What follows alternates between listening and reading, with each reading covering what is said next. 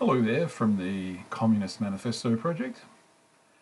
This is a short introduction to the Communism of Karl Marx. It's not the perfect introduction, but I think it's reasonably helpful.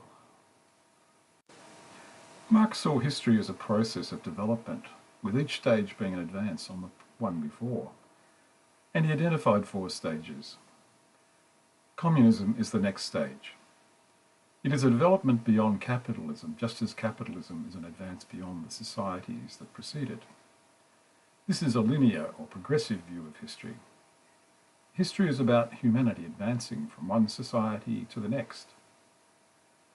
At the present time in history, the developed countries have achieved the capitalist stage, while the developing countries are in transition from agricultural to capitalist societies. After many thousands of years of hunter-gathering, agriculture emerged where there was a combination of population pressure and favourable natural conditions. Capitalism emerged as production became increasingly directed at the market rather than immediate consumption. Communism is a future society that will be more economically and socially advanced than capitalism, and made possible by the conditions created by capitalism. Hunter-gathering society was the first stage. People foraged for food. They collected wild plants and pursued wild animals. This was not an ideal society. Death rates among infants and children were quite high. The individual was pretty much an organic part of society. There were no individual options. If you were a male, you were a hunter. If a female, then you were a gatherer. And behaviour was completely determined by religion, customs and taboos. So there was not much scope for individuality or individual development. There was also a lot of violence. Abduction of women was a common practice. There was conflict over territory. And there was a belief that misfortune was due to other people's sorcery, and this led to acts of revenge. The next stage was society based on agriculture, which began to emerge about 10,000 years ago.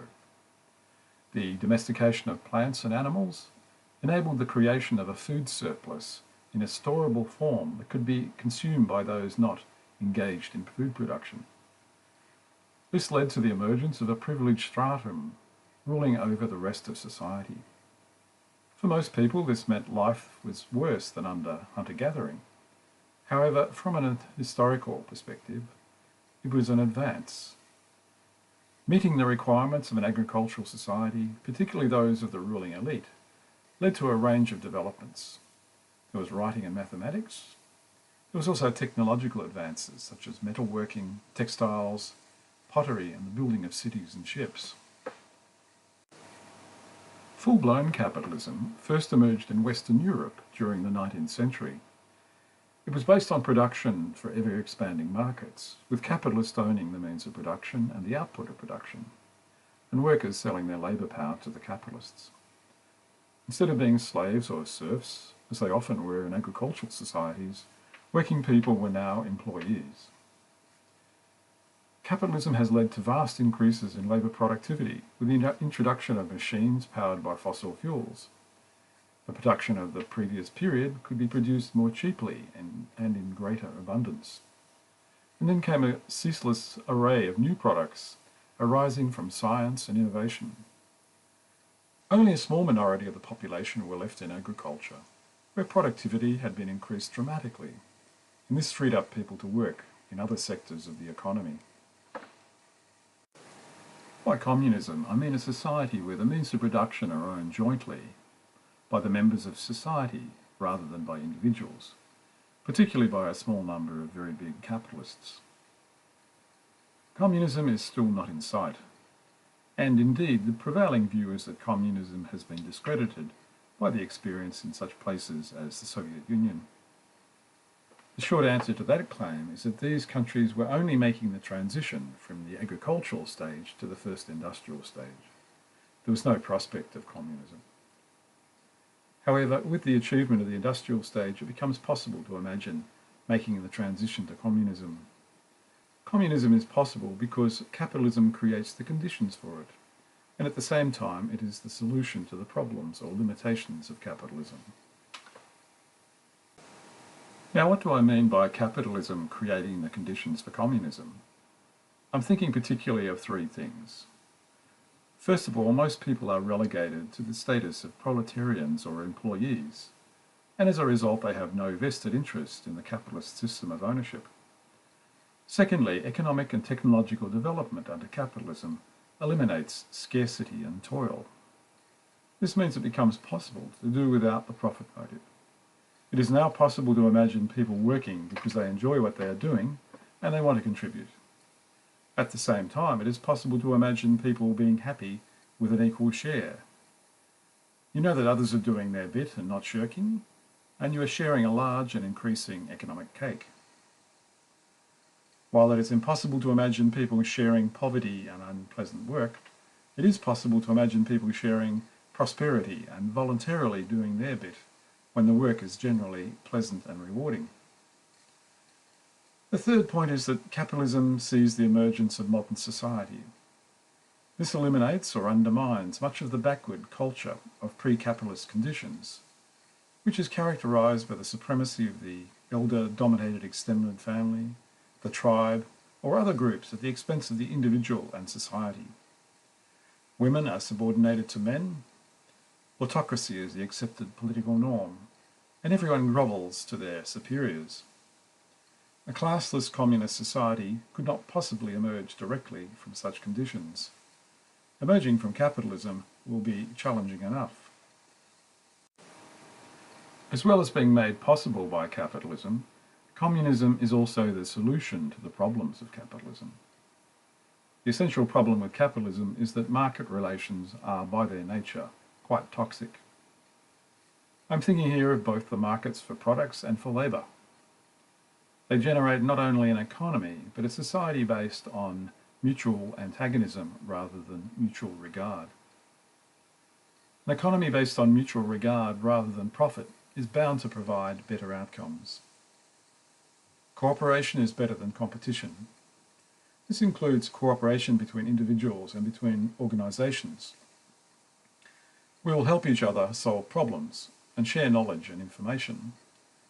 We will have constant economic growth uninterrupted by slumps, and will devote far more resources to science and innovation.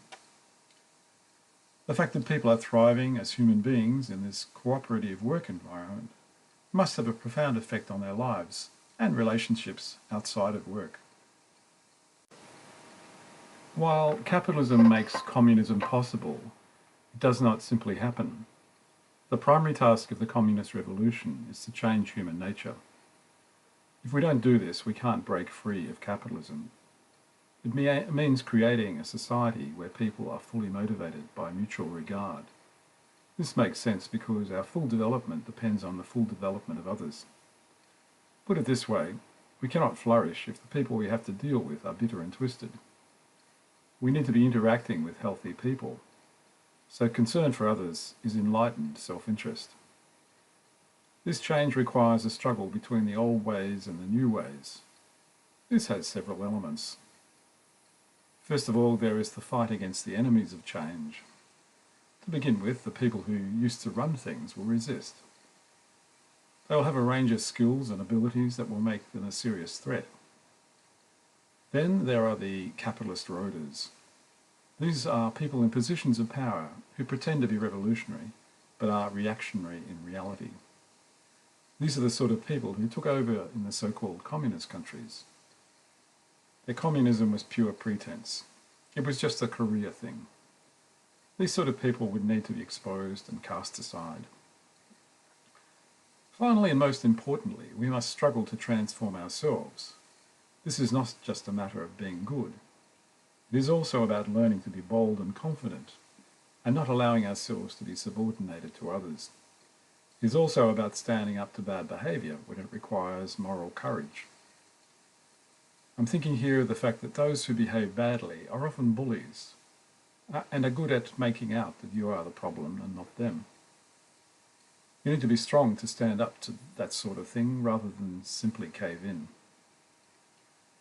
We will need a large revolutionary movement made up of sturdy souls committed to the struggle for change. Without this, the enemies of change will win. A particular feature of this period of transition or transformation is that work incentives will still have to play a role for quite a while.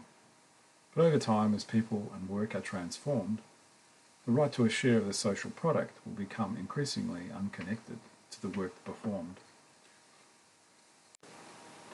I will conclude now on a rather sober note about present reality.